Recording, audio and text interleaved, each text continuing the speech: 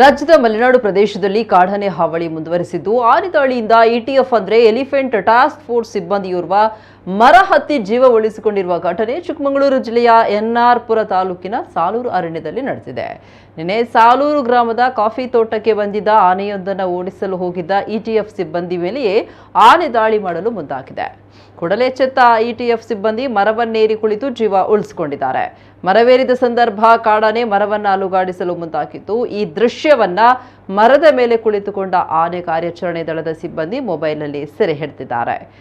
N R ಪುರ ತಾಲೂಕಿನಲ್ಲಿ ಇತ್ತೀಚೆಗೆ ಆನೆ ಹಾವಳಿ ಮಿತಿ ಇರಿದ್ದು 3 ತಿಂಗಳಲ್ಲಿ 2 ಆನೆ ದಾಳಿಗೆ ತುತ್ತಾಗಿದ್ದಾರೆ.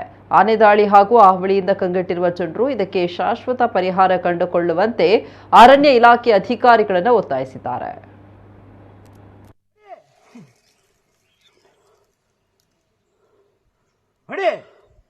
ಸುಮ್ಮನಿರು.